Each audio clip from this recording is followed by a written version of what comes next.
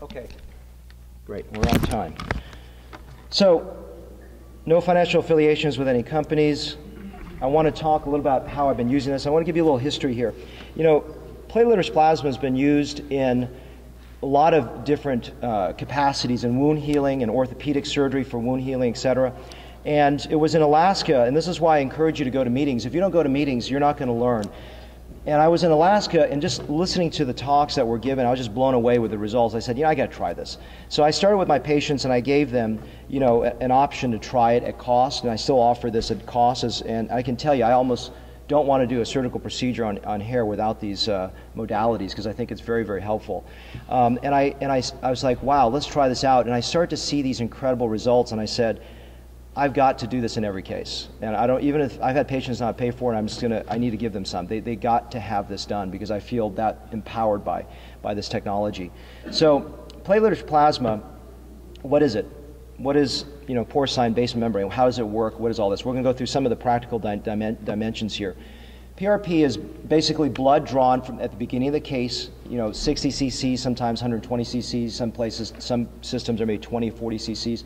You're pulling that blood out, and you want to do it before the surgery starts, because before inflammation occurs, you want all those growth factors to be drawn into the syringe. It's the first thing. Once it's drawn, it gets centrifuged. There's all different ways to centrifuge the product, and what the goal is in general is to take platelet-rich plasma, hence the name, plasma, which is the liquid portion, devoid of RBCs and WBCs that are pro-inflammatory and they're counterproductive in healing. How many platelets do you need? This is actually something that's a little bit esoteric, but I think for me, 2013 is going to be the year of PRP and understanding it in all different types of clinical applications. I'll just mention that, even though if you don't do hair or if you don't do other things, I think it's worth talking about different indications I'm thinking about right now and exploring. But it's not clear exactly the number of platelets. I was sitting in Bahamas with a lot of these thought leaders, both at a PRP roundtable and an Acell roundtable, and really just trying to figure out what is exactly the best. In wound healing literature, the platelet count should be like 1.3 to 1.7 times or X in a physiologic number in the PRP. But, you know, it's not clear, because that's extrapolating from wound healing and not in the world of hair. Some people believe you need higher concentrations of 5x or so. It's not clear. And I'm right now playing with different percentages of platelets, and I'm always interested in seeing what is better. So it's platelet rich, the platelets are containing the growth factors, and the plasma also has an effect. And what are the things that I have seen with this?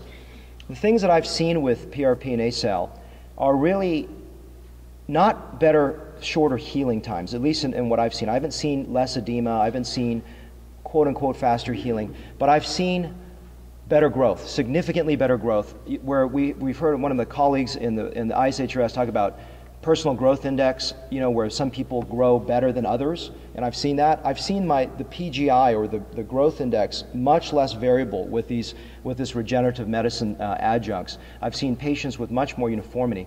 A couple anecdotes. I had a gentleman that didn't really grow hair until about 14 to 16 months, really, really long time. It was really scary.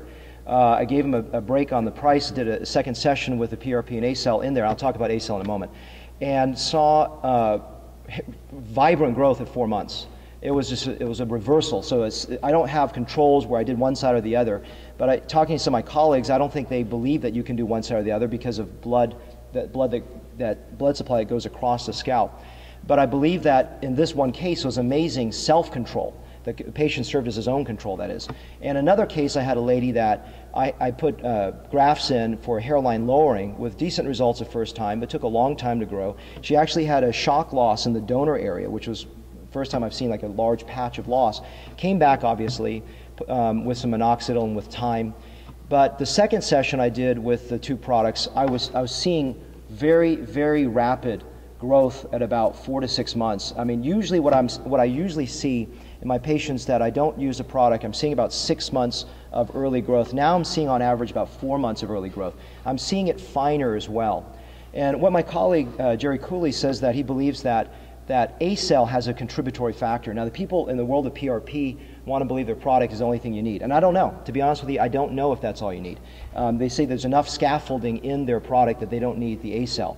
I don't know that. But Acell, basically, to take a step back, is porcine, morselized porcine bladder. Comes in 100 milligrams, 200 milligrams, and larger, fine and coarse. It comes in sheets. And it's used in the world of wound healing. For example, I think on their website you'll see an amputated finger grow back. And I was just at a dinner with a plastic surgery colleague recently, and he said, yeah, I've had partially amputated fingers grow back with the Acell. And so I feel that I want to give my patients the best. So I do 100 milligrams of Acell with the PRP. I'll tell you my exact protocol in a second. So don't worry, I'll outline the practical element in a second. But I mix the two together, and Cooley believes that the Acell really has a strong contributory factor in that it actually may limit the scarring, the nature of scarring in the skin. And I'm seeing grafts, even with my assistants who have tremendous control and ability, Amina being one of them, I'm seeing finer growth. I mean, the hairs look less traumatized, even though they're very experienced techs. I'm seeing finer growth with these products in there. And does Acell make a difference? I would, in an anecdotal fashion, say yes, but I don't have enough cases to say it does or does not. But I think that it has a contributory factor. What Cooley talks about in the donor area is interesting. He says that he doesn't believe that it leads to better donor scars. He believes that it leads to finer scars in the subcutaneous area. So if you go and reharvest the donor scar to take another second session, he's seeing below in the subcutaneous fat, instead of a little ridge of scar, he's seeing it clean. So it's easier to dissect the second time, and maybe fewer scar tissue around the follicles. And so he also argues that you don't want to put any of the Acell directly between the wound edges like this in the donor scar, but below it, so it doesn't actually create scar tissue. These are just pearls that from a lot of experienced colleagues that have talked about this. How do I do this? Well, it's actually Bob's protocol, to be very frank with you, of how I do it. I got it from him. I think he's evolved a little bit, but I've also been constantly thinking this. So what I do is I draw the platelet rich plasma out from the patient. It gets centrifuged out, take the top portion taken out, so the bottom half where the RBCs and WBCs are removed, I pull out that top portion there. And that then, all of that is to somewhere between 12 to 20 some cc's. So the healthier the patient is, the more PRP that person is going to generate. The less healthy is going to generate less PRP. I take that, put in a bowl, I take the 100 milligrams of the fine Acell, I mix it together, and I draw into 3 cc syringes all lined up, and I put a 25 gauge needle on it. And then what I'll do is, let's say I'm doing a strip. I will do the strip, I will put the ring block in, and after the ring block, I will put the majority of the product into the recipient area, so it will sit there for about an hour before sites are made. After the donor closure, I will then put some injected into the deep base of the wound after closure, and the rest go to grafts. So how do you, okay, speak more specifically, how do you really divide this out? The way I do this is, so let's say I've got, maybe 6 3 cc syringes, okay? I'll take 1 3 cc syringe, move it to the side for graft bathing. So after all dissection, I will take each of those and dip and bathe the dissected grafts, and that stays separate.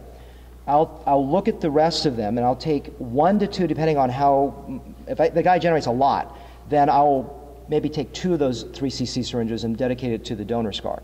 If I have only limited, I may just take 1 or half of it to the donor scar. The rest, however many that's left, let's say it's 3 or 4 syringes of 3 cc's left, I'll put that equally spaced into the recipient bed.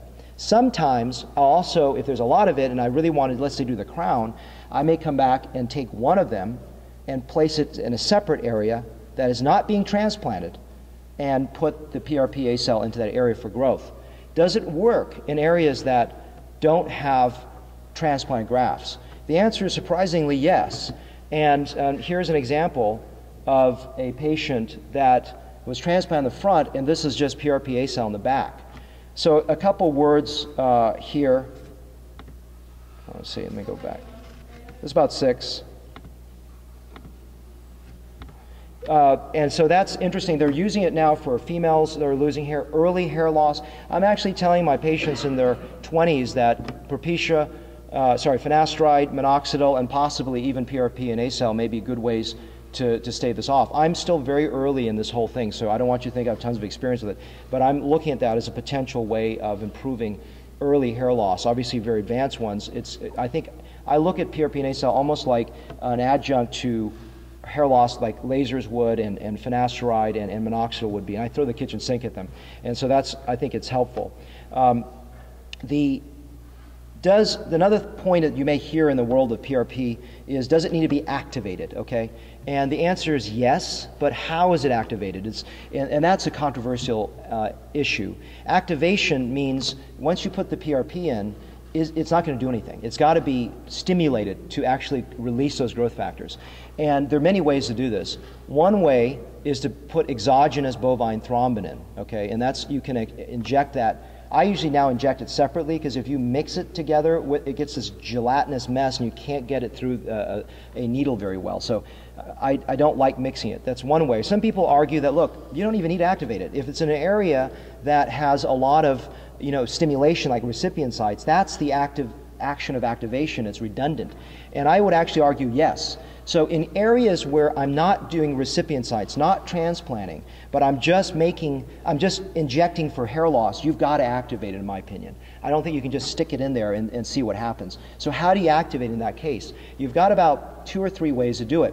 One is you can put exogenous thrombin in. Some companies believe you can just put calcium gluconate, calcium chloride, and that actually acts as some kind of stimulation to improve it as well. I just started I did a first case now because I was in Germany listening to a colleague of mine just about a month ago doing PRP into the skin, and I don't use the Acell for that. Just PRP into the skin and seeing some really amazing skin changes. It just takes like lasers and making it like steroids, lasers on steroids. Now, I don't know yet. I've only done one case. I haven't had any follow-up. But this is something I'm exploring as what I'm focusing on. I'm also starting to do it with fat grafting as well. So how do you activate the skin? Because you need to activate it. My colleague was using laser. Now, I actually go a little overkill in this phone case. I think I may have bruised the patient a little bit. I was using a micro roller. You can use a micro roller. I think Bauman and who else? Maybe Bob Nabalski as well. I think they use a roller. I may be wrong, but you can get one of those things on Amazon for like $10. I don't know the depth. I'm using like a 1 millimeter one. So you can activate it that way.